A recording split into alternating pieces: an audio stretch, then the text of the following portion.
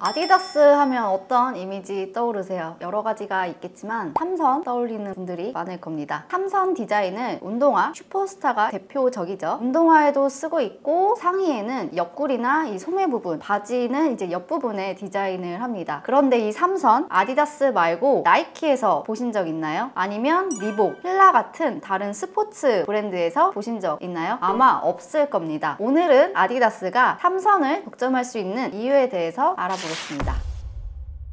안녕하세요. 특허를 만들고 지키고 키우다 특허 만지키의 송민정 변리사입니다. 삼선이 너무 유명해지고 시그니처까지 되니까 아디다스가 독점을 하고 싶잖아요. 그래서 아디다스는 이 삼선을 상표 등록 받습니다. 상표는 아디다스라는 문자 말고도 로고나 도형도 경쟁사와 구별을 할 수 있으면 받을 수 있습니다. 이 상표를 보면은 상체, 추리닝 소매 부분에 삼선이 들어있죠. 추리닝 종류는 저지로 보이는데 추리닝 종류랑 관계없이 스포츠 의류나 자켓, 코트까지도 소매 부분에 삼선을 표시하면 아디다스 상표권을 침해하게 될 수 있습니다. 왜냐하면 상표를 어디에다가 쓸 건지 상품을 같이 표시를 하는데 지정상품이라고 합니다. 아디다스는 지정상품으로 스포츠웨어, 레저복, 스웨트셔츠, 티셔츠, 자켓, 코트 6가지를 상표에 등록을 했어요. 그리고 상표를 자세히 보면 삼선 빼고 다른 부분은 점선으로 되어 있는데 점선이 의미하는 게 뭐냐면 상의의 일반적인 형태이기만 하면 된다. 꼭 저지 디자인이 아니어도 된다. 그러니까 모자가 달린 추리닝이나 티셔츠에도 저 소매 부분에 삼선이 들어가기만 하면 상표권 침해가 될 수 있습니다. 상표권의 권리 범위가 엄청 큰 거죠. 그리고 다른 상표권을 보면은 상의 양 옆구리에 삼선이 있고 나머지는 점선으로 되어 있죠. 얘는 지정상품이 스포츠 셔츠, 스포츠 재킷, 풀오버 이제 3가지인데요. 그래서 상표에는 반팔로 되어 있지만 긴팔에도 양 옆구리에 삼선을 독점할 수 있습니다. 이 상표는 추리닝 바지 삼선이고 이제 삼선을 빼고 나머지 부분은 점선으로 되어 있죠. 바지 종류는 지정 상품이 레저 팬츠, 스포츠 팬츠, 캐주얼 팬츠라서 운동복이나 일반 캐주얼 의류에서는 아디다스가 삼선을 독점합니다. 그런데 정장 바지는 아닐 수 있겠죠. 원래 운동화로 시작한 브랜드니까 운동화에도 삼선 상표권이 있습니다. 이 상표권은 슈퍼스타 연상이 되는 운동화 옆부분에 삼선이 위치해 있습니다. 아디다스는 이제 정면보다 옆면을 엄청 좋아하는 것 같아요. 삼선이 운동화의 측면 부분에 있고 또 나머지는 이제 점선으로 되어 있죠. 지정 상품은 운동화, 캐주얼화입니다. 그래서 꼭 이런 형태의 운동화가 아니더라도 다른 디자인의 운동화여도 상관이 없고 캐주얼화도 옆부분에 이렇게 삼선이 들어가면 아디다스 상표권 침해일 수 있습니다. 그런데 지정 상품이 운동화, 캐주얼화이니까 만약 구두에다가 삼선을 쓴다면 상표권 침해가 아닐 수 있겠죠. 그리고 측면 위치에만 상표권이 적용이 되는 것이라서 앞면이나 뒷면에다가 삼선을 그리면 상표권 침해가 아닙니다. 다만 아디다스가 연상되게 디자인을 하게 되면은 상표권 침해는 아니어도 부정경쟁 행위가 될 수는 있겠죠. 사실 저 삼선 상표권들은 아디다스가 한국에서 힘들게 등록받았습니다. 상표는 특허청에 신청, 출원이라고 하는데 출원을 한다고 다 등록을 해주는 게 아니라 상표권을 줘서 독점을 해도 되는지 특허청에서 정확히는 이제 특허청 심사관 공무원이죠. 심사관이 판단을 하는데 처음에는 이 삼선이 옷에 쓰더라도 일반적인 형상이다, 차별성이 없다라고 해서 거절을 했습니다. 그렇지만 아디다스가 심판까지 하면서 불복을 했죠. 삼선 자체는 특징이 없지만 우리 아디다스가 오랫동안 사용을 했다. 한국에서는 1967년부터 사용을 했다고 해요. 한국 사람 대부분이 이 삼선을 아디다스 걸로 안다라고 주장을 한 거죠. 그래서 상표 신청부터 등록까지 2년 조금 더 넘게 걸려서 결국 상표권을 받아냈습니다. 4가지 상표권 말고도 그냥 삼선, 펄럭이는 삼선, 빗살 무늬의 삼선, 창 같은 삼선, X자, 크로스 삼선, 사다리꼴 형태의 삼선 등 이제 다양하게 상표권이 있습니다.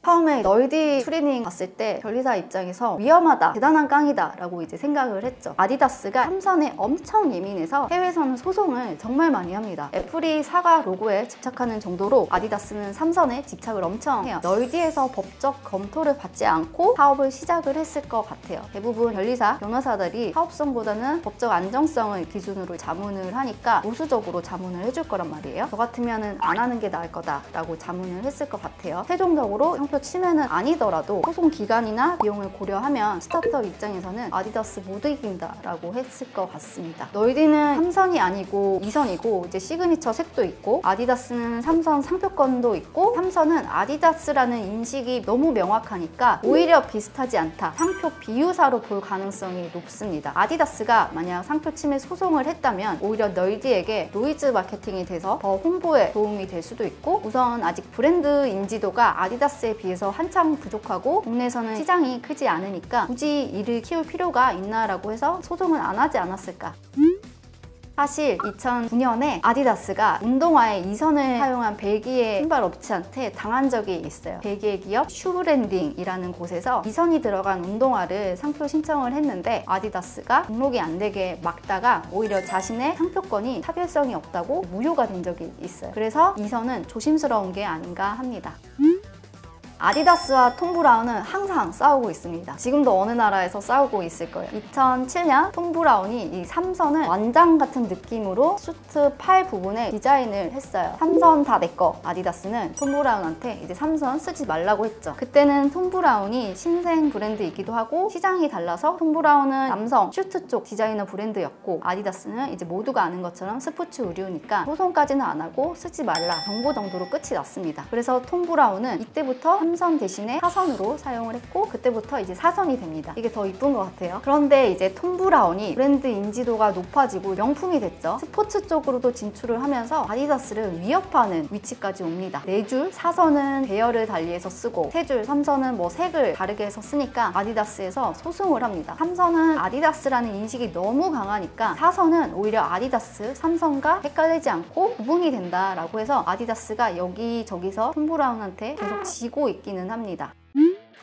아디다스는 의류 스포츠 브랜드 말고도 자동차 회사 테슬라한테도 3선을 못 쓰게 합니다. 테슬라 지금 로고가 T가 이제 형상화된 건데 예전에는 이런 거였어요. 3선. 그런데 아디다스가 쓰지 말라고 한 겁니다. 2017년. 그때는 테슬라가 신생 기업이기도 했고 일론 머스크가 지금처럼 센 분은 아니었던 때라서 로고를 바꿉니다. 아디다스는 비즈니스 파트너 FC 바르셀로나한테도 3선을 쓰지 말라고 합니다. FC 바르셀로나가 미국 특허청에 자신의 로고, 심볼 밑에 이 배경 부분이죠. 파란색과 빨간색 세로줄이 교차하는 패턴을 상표 등록 받았습니다. 다른 관점에서 보면 파란색 배경에 빨간색 선이 3선으로 들어있어요. 어떻게 보면 3선이죠. 그래서 아디다스가 이 FC 바르셀로나의 상표가 자신의 3선과 비슷하다고 상표 등록해주면 안 된다고 이의를 제기한 거예요. 이건 좀 선이 넘었죠. FC 바르셀로나는 아디다스 때문인지는 모르겠지만 이제 새 엠블럼을 공개를 했는데 7줄이 5줄로 되었습니다. 오늘은 아디다스의 3선 상표에 대해서 알아보았습니다. 아디다스는 3선을 매우 소중히 한다. 그러니까 패션 디자이너, 판매자분들 외에도 사업을 하시는 분들이라면 3선은 조심히 사용해 주시기 바랍니다. 옷의 팔 쪽 소매 3선, 옆구리 3선, 바지 옆 3선 절대 안 되고 운동화에는 어느 위치에든 3선 거의 안 된다고 보시면 됩니다. 슬리퍼는 이미 우리한테는 국민 3선 슬리퍼가 있으니까 괜찮지 않을까 합니다. 지금까지 특허를 만들고 지키고 키우다 특허 만지키였습니다.